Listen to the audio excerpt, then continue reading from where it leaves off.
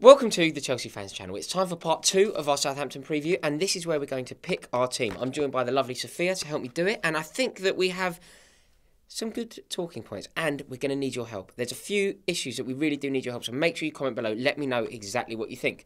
Sophia. Oh, hold on a second. That writing, honestly. I know, I'm in trouble here. If you saw how that is like a 3-year-old's writing, it's amazing. And what keeper have you got written down? I'm not in the right frame of mind to be ridiculed today. Today is about getting through this and trying to stay alive. Alcohol's not his friend. Matt is bad, really bad. And I'm sorry about my barnet as well. I'm going to make a start. I apologise. And the keeper, I know it says Begovic. Amazing. It was a complete accident. Obviously, I mean Thibaut Courtois. Thibaut Courtois is first name on the team sheet. Yes. Anyone who is sane. Yeah. Right man not for the so job? Much. Yes, all day long. Right, we don't need to debate that. This is where it gets a bit... Do you know what I'm going to do? I'm going to throw you in the deep end. Oh, cheers. Word on the street is that John Terry is bordering on fitness again. Could be ready for this game against Southampton. He is not in our starting lineup. Our starting lineup? Well, he was in yours, but I pulled lineup? rank. I said. He won this debate. And I'm very fragile. I'm very fragile at the moment. So Sophia didn't contradict me because I'm feeling. No, I allowed him worse especially to win this battle purely because, as you said, John Terry is back in full training. Great news, obviously. For me, the moment John Terry's fit, I have him in my starting lineup all day long because for me, he's one of the players who is the first name on the team sheet. But I have taken into account Rory's fragility, and argument, which is do not rush him. He is one of the key players we need fit for the massive games we have, which are PSG and Everton, so not to rush him back. Yeah. I will give you this one. Thank you very much. I'm very, very grateful. Pleasure. So we've gone for Cahill and Ivanovic as our brick wall. I think the reason that John Terry is not in this side is because we need to ease him back in. We need him to find full fitness at a good pace. So let's give him maybe 10 minutes at Southampton, maybe start him against Norwich, see how we go. He's on the bench. Yeah, he's on our bench. He's definitely on our bench. But also, I think it's important to acknowledge that Gary Cahill and Branislav Ivanovic have played centre-half exemplary. They've been a great partnership and they deserve their place in the team. Is it almost safe to say Ivanovic has played better in the last few games at centre-back than he has done right-back for majority of the season? For the majority of the season, certainly. He is a centre-half, though. He does a great job for us at fullback, but he is a centre-half. We bought him as a centre-half, and we know that's his strongest position. I love that guy, and he will never let us down. And when Terry is back in the team, Ivanovic will keep his place in my starting lineup. I know that some of you will have something to say about that, so comment below and call me foolish. Let's go over to left-back. Again, we've stuck with Bubba Rahman for obvious reasons. He's been great. Yeah, I think he's been very good. He's been also very good going forward.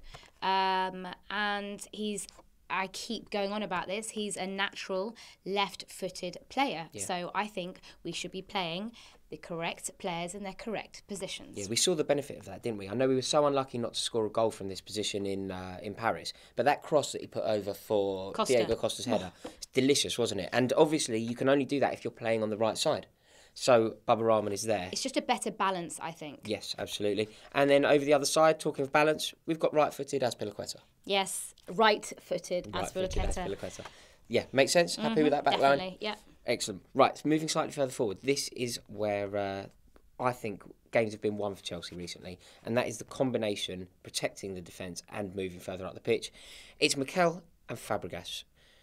I find it hard to think to speak, yeah, but also to think of the correct word to describe quite how brilliant I think both of these have been.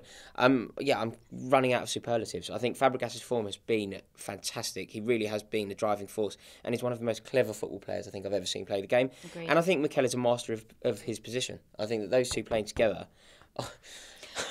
Don't laugh at me. No, it's the Mikel, in the one sentence, Mikel, master of his position. Listen, he's no Makaleli, let's just get that straight. It's all about opinions. Yeah. I think he has been solid. Yes, he has been solid, and he's been great for us. And then he pops up. He is a master of his position, in my opinion. Do you agree? Is Rory correct? Is Mikel a master of his position? Comment. Quote yes, unquote. Yes. I genuinely think he is. But also, just a word from your Fabregas. Oh, brilliant. for me, again, all-round footballer, the passes he puts through, the way the passes open up the defence. Yeah. I think he's been fantastic. And he's almost been like a new signing for us since, the transition of managers, etc. Whoever wants to believe the reasons he's suddenly become the better player, I'm not going to comment on that. The way in which he can control the tempo of a game is incredible, isn't it? Yeah. Very, very good. Lovely. The good news from last week, aside from knocking City out the cup and getting one step closer to Wembley, which was obviously fantastic, was the form of Eden Hazard. Assist after assist after assist and a beautiful free kick. Great day at the office. Yeah, he's come under a lot of criticism from Chelsea fans recently. Justified because of his comments before the PSG game. I think, even if you think it, were just stupid to say and disrespectful to say. But he is still, in my eyes, a world-class player. One of our best players and a very, very key player who we need on top form, because when he's not on top form, the team look totally different. He scored, he got 2 assists, so I think he controlled the pace of the game. I believe we've got him back. It was so good to see him back on the scoring sheet as well. A lovely free kick. And if he finds form, I mean, I think that we can beat PSG. There's no doubt in my mind that we have the minerals and the quality to do it. But to go one step further again, we are reliant on Hazard finding form, aren't we? Oh, massively. And if you're going to find form, please find it now. And I think it's happening. Talking of players finding form, so Hazard's going to play centrally. On our left wing is Pedro. Yeah, I think Pedro's been brilliant the last few games. He Yeah. runs. I was about to swear then. Runs his off. He really does though. Like I think he's got an engine on him. He's been scoring. He's been getting assists. He's been unlucky. He's been hitting the post. Yeah. He's been very, very effective in my eyes. He really is. And he's battling hard. He's trying hard. He's fighting for the team. It's great He to looks see. happy. Yeah, he does. You know what I mean? We haven't seen that in a while. And he looks really Bodes genuinely really well. happy to Bodes be really playing. well because if Hazard can find form, Pedro's on form, and Willian keeps doing what he's doing, it's very, very threatening forward line. So we've got Willian on the other side as well. Fingers crossed he's going to sign a new deal any minute now. Yeah. He is obviously going to start this game and be crucial for us going forward, which leaves us to talk about my favourite person in the entire world, and that's Diego Costa.